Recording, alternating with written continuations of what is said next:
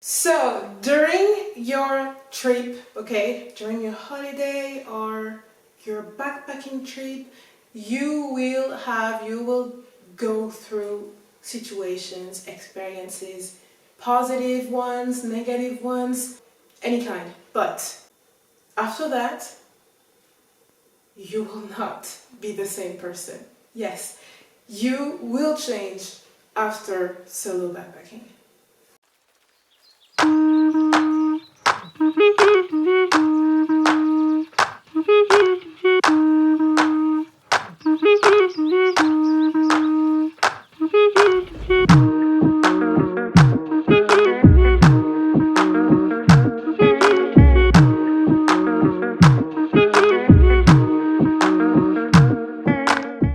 So yes, I say solo backpacking because it's my thing. I've been solo backpacking, but it's any kind of backpacking.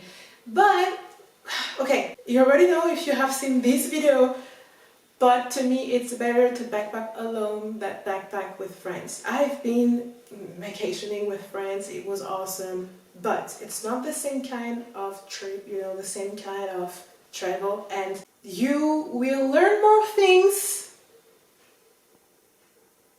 I would say, about yourself when you're backpacking alone, because you will end up in maybe uncomfortable situations and you will learn to get out of those situations. And before it was just easier because you had your parents or because you had relatives or because you had your friends that could have helped you, but now you're in the other side of the world and you have to do it alone, and you have to, maybe you're shy and you have to go to meet other people and to ask for your way, but before it was something really difficult to do, but now you're thinking like, I will never find my way myself because I'm in another country, I don't really understand their language, and also I've been searching all day, I can't find it, I don't have the choice to ask. You will learn from experiences. We all learn from experiences during our life. The thing is, it multiplies when you're backpacking. I don't know why. Weird, right? It will be multiplied. Of course, because you have multiple experiences and you will end up in multiple situations. With that being said, I have been backpacking for 2 years. I know I say this in every video, if you're watching every video, but I have to say it for the newcomers, if there's newcomers, if there's new viewers. But I have been backpacking for 2 years with breaks. Right now I'm on a backpacking break. I'm in France right now and I'm working on multiple projects. Anyway, I am French and I speak French, and English is my second language, so bear with me, I will do some mistakes, it's okay. I will try not to make too much mistakes, okay? Alright. So let's start right now. Why am I saying that you will change?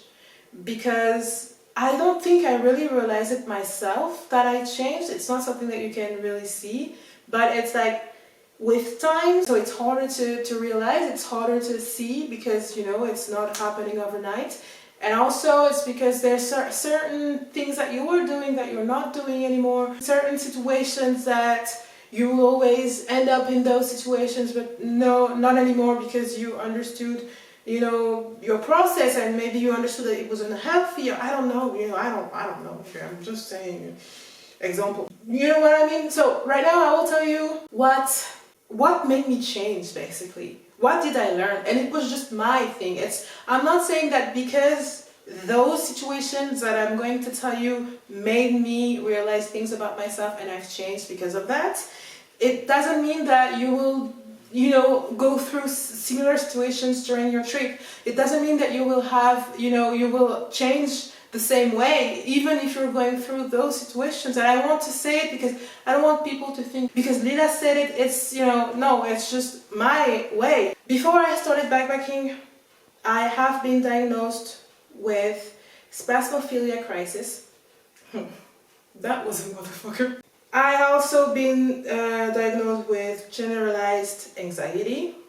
I mean, duh, because I'm doing spasmophilia crisis. So. I was a control freak. Okay, so I was someone really, really stressed about every single thing in life. And because of that, I needed to control my life so that I would know what's upcoming, like what's coming, you know, that I would like, it would prevent me, so I thought it would like prevent me to end up in like negative situations, like situations where I would do another spasmophilia crisis. It's the name that my doctor said, but actually spasmophilia crisis is anxiety attack. You can't breathe and it's awful because you're panicking, and the more you're panicking, the more you can't breathe, but the more you can't breathe, the more you're panicking. And I couldn't talk. Usually I would cry. I was diagnosed with generalized anxiety and I ended up in the hospital before leaving France, actually, and because of that. And yeah, it was awful. And then I went to Greece, and then in Greece the beginning was still awful. It's not because I was in another country that things were better. At the beginning it was really, really awful. And then there's an amazing person whose name is Sharma Pillay, and she's a psychic, and she helped me. I had this feeling of, oh, I'm understood, you know, and I'm not only understood, but someone is there for me. And also she would tell me where it comes from, and what I need to do, you know, to get better, and I did all of that, and I actually got better. So since then, I was in Greece, in Kos, actually. The doctors were awful, so I don't know if it was racism. I have to ask myself that. I never know if it's really racism or something else, but they treated me awfully, and there's a story time about that I made. So I learned since that to believe in the process and to more live in the present. And when I say believe in the process is that just let go of all beliefs, you know, just, I know it's easy to say, but it does work. I also met people that were successful in their job or in I don't know, in life or stuff like this. It would be stuff that I wanted to do also. So it was really, really good to be around a really good energy where you can see with your eyes that people are like there where you want to go. And also there's one girl, she told me, you know, Hila, like I was there, I was in your shoes before, and now I'm a digital nomad. And I was like, that's actually what I want to do. And it would like, it was awesome. I think I will always remember those words because it gave me hope. Actually, it gave me hope. That's it. Before, I was a people pleaser. No, I'm laughing because it's a huge problem. I am still a bit like this, but I'm really working on myself, and I know where it comes from. I did the whole work on myself because of this, and yeah, but being a people pleaser is not having boundaries for yourself. So you want to make everyone happy, and in the same way, when you're making everyone happy, you're doing this even though you're burning yourself, and you know that you're burning yourself because you know you don't like doing what you're doing right now, and you know, like in a specific situations, but if it's making this person happy, then okay, I will suffer. No, it's not healthy. Making other people happy, yes. Compromising, yes.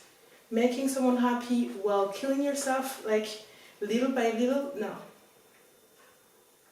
And I would do this because I wanted so much, like I was so afraid that people would leave me, like abandonment issues and stuff, okay? So I would have really hard moments. It would be really hard for me to even say no to my friends if they would ask me to hang out. Listen, it was extreme because maybe I just don't want it. Maybe, and it would be because I physically can't because I have something else, like, you know, planned. But I will feel guilty. I would feel guilty because of that. Because in my head, they would feel disappointed. And if they was disappointed, telling me, oh, it's so sad, like, oh, that's too bad, I would feel even more guilty. I know, I can't control this, but still. Yeah, such a people pleaser. Now I learned I was about to say weirdly, it's during my trip, like my travel trip, that I learned how to not be like this, but once again it's because I ended up in situations that made me, you know, end up in moments where I needed to reflect on myself.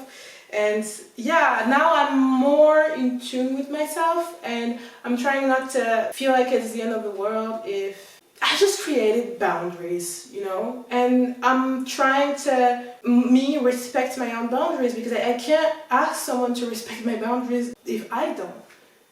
It's not possible.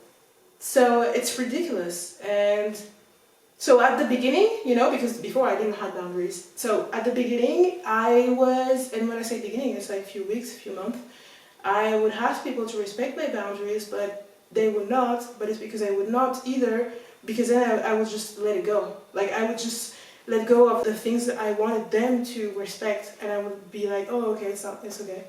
No.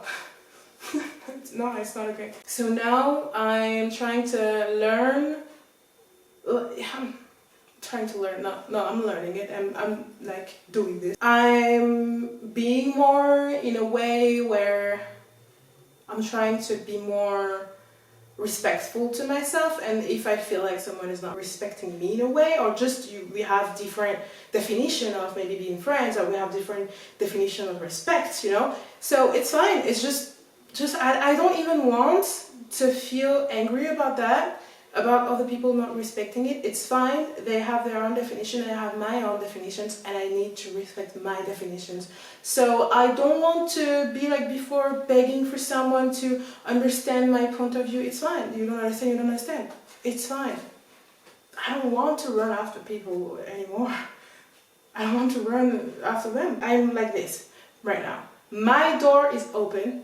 I will always be happy to welcome people I love, only if you respect my boundaries. If you can't respect my boundaries, then you're not going to be in my life. That's it.